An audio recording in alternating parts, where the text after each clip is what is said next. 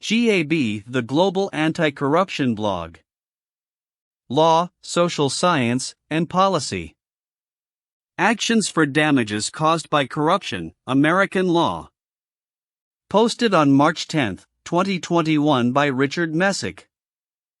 American law allows corruption victims to recover damages under a variety of legal theories, and its class action procedures are well suited for recovery in certain cases. This post discusses who the law deems a victim and what damages they are entitled to recover. A second post will suggest where countries developing their own corruption victim law might follow American practice, and where American practice should be avoided at all costs. In the United States, the party that most often recovers damages for corruption is a company whose employee accepted a bribe. The bribe will have been paid in return for awarding the bribe payer a contract or for approving poor performance or overpayment on a contract the payer already holds with the employer. Most cases have arisen from one firm bribing an employee of another, but the same law applies when the victim is a government agency whose employee was bribed. U.S. agencies, here, cities, here, and counties, here, local police forces, here, and the United Nations, here, have all collected damages in these circumstances. So have foreign governments when the bribe was paid in violation of the Foreign Corrupt Practices Act, Chapter 10 here. The basis of the employer's damages is in taking a bribe the employee breached the duty of loyalty owed the employer. The duty of loyalty is also grounds for recovery in conflict of interest cases. The most well-known public conflict of interest case is from the early 20th century. In United States v. Carter, Army Captain Oberlin Carter had awarded dredging contracts to a company in which he had a secret interest. The court ruled that not only was the Army entitled to Carter's share of the company's profits but to any money he had earned from investing those profits. Bribing procurement officials can injure firms as well as the government buyer. A firm that loses a contract because a competitor bribed a procurement officer can collect damages if it can show injury to itself or to the competitive process. If the bribery is part of a bid rigging scheme, not only is any firm excluded from the bidding entitled to damages, but if the prices paid were higher than what they would have been absent the scheme, the purchaser can recover the difference.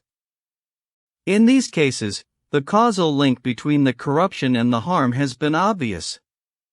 Where the link has been blurrier, the courts have been reluctant to award damages, taking refuge in such conclusions as the relationship between the putative victim's damages and the corruption was too remote or too attenuated. To be sure, compensation has been awarded in a handful of cases that fall outside the patterns described above.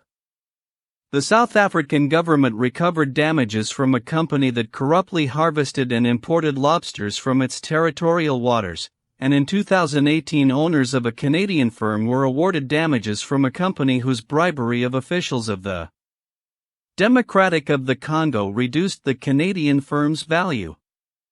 There have been some cases where shareholders of a firm that admitted bribing foreign officials recovered damages on the theory the disclosure of the bribes reduced the firm's stock price, but problems of showing the disclosure affected the company's share price have resulted in most being dismissed. There appears to be only a single case where a large group of citizens have sought damages for public corruption. It was filed this past July. Illinois' largest supplier of electric power had earlier admitted to a long-running scheme in which it paid state representatives to approve favorable legislation.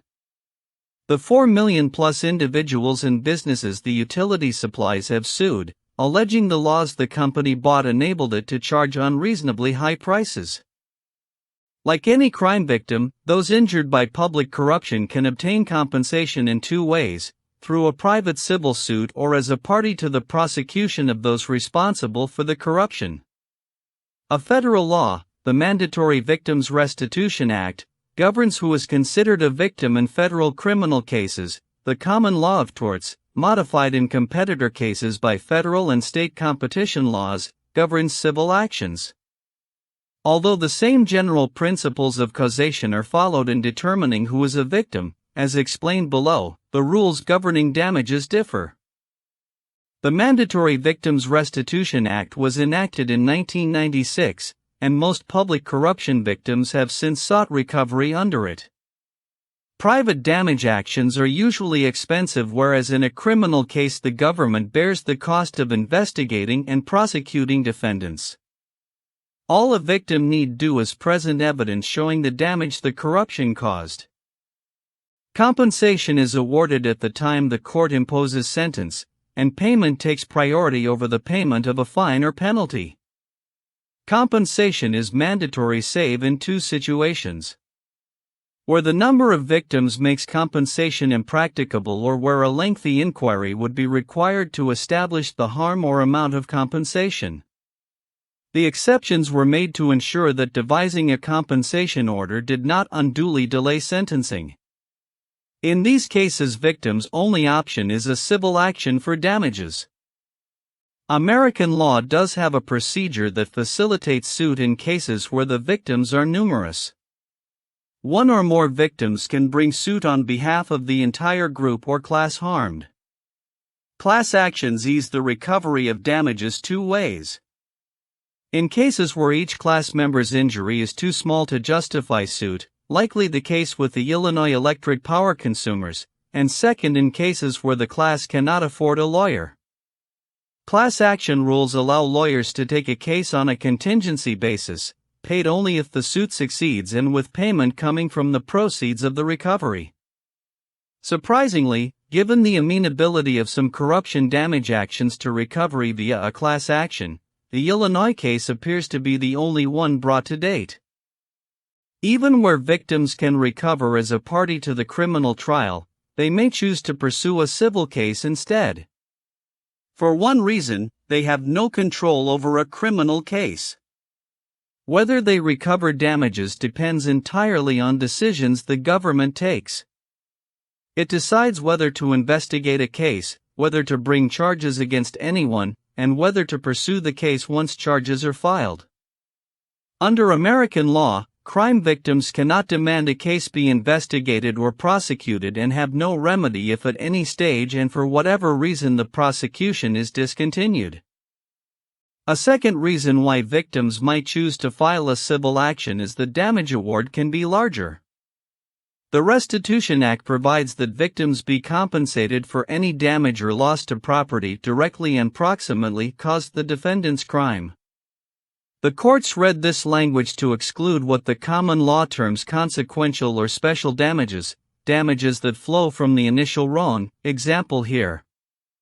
The difference is illustrated by cases where a firm loses a contract because a competitor paid a bribe.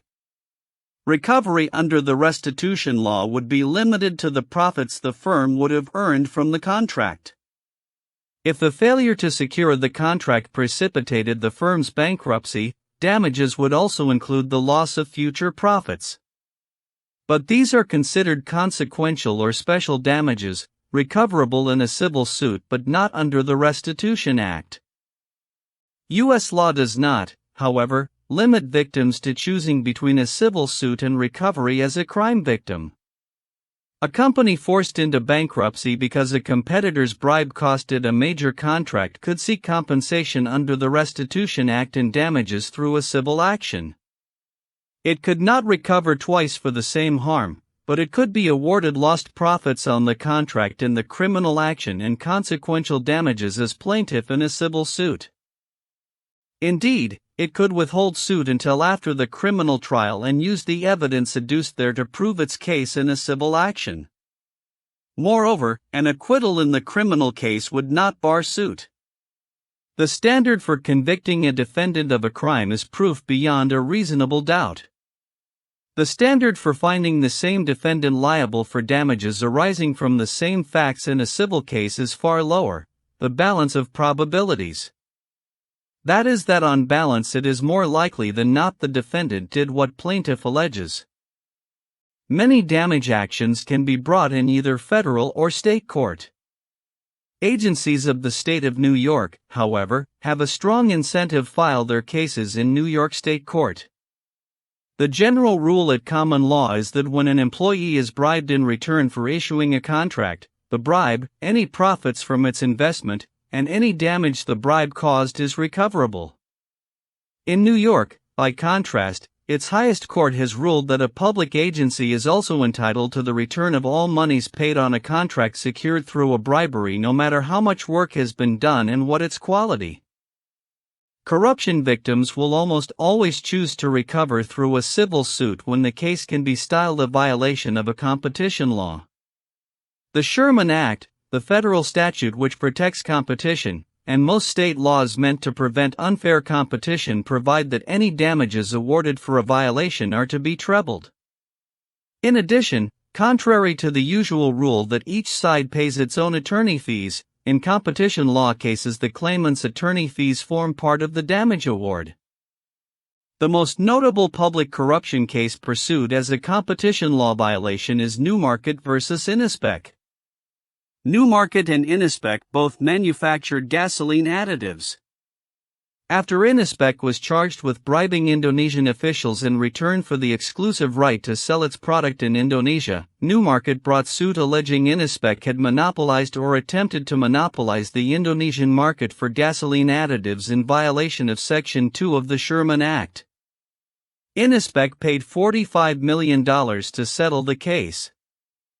Whether a victim seeks to recover damages under the Restitution Act or by a civil suit, American courts recognize the difficulties of showing damages with precision. Employers often seek to claw back the salary and benefits it paid to an employee who took bribes. The theory is that the employer thought it was paying for an employee's honest services but got something less. Exactly how much less, though, is impossible to determine precisely. Recognizing, as one court has, that the determination of damages in such cases is by nature an inexact science, the courts have held a reasonable estimate suffices.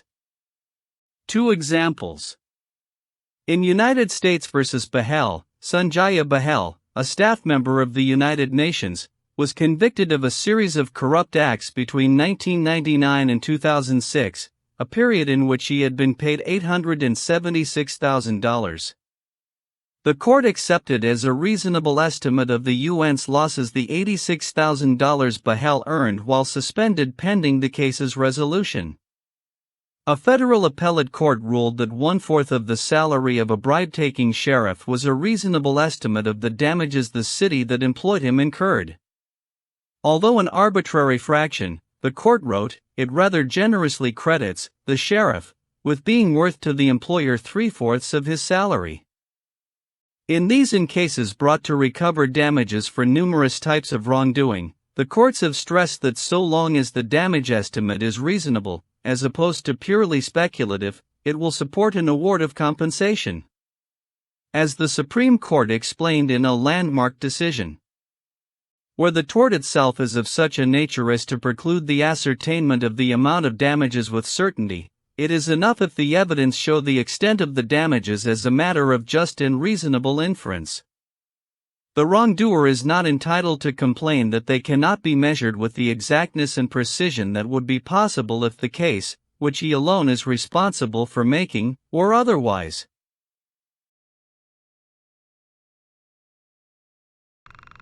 I really hope that you find that stuff informational, and if you do, and you think that my work is something that you would like to support, please like, subscribe, and share and comment on this video. We really need to have these big discussions about the issues of restoring ethics and honor to Washington, D.C. That's why I made the little book, which is really, it's not like a legendary writing. It's just my concepts of the basic laws that we need and the constitutional challenges that we need, that we create legal, constitutional, enforceable standards in Washington, D.C. for basic ethic requirements, which right now we are completely absent of. But we can get there if we work together and realize that ethics and honor are things above party. So long as we do that, we can end the swamp together, because everyone wants the swamp gone. And we can do so as Americans upholding the values of the Constitution and not a bunch of bickering children. So please, again, like, share, and subscribe and comment. Thank you.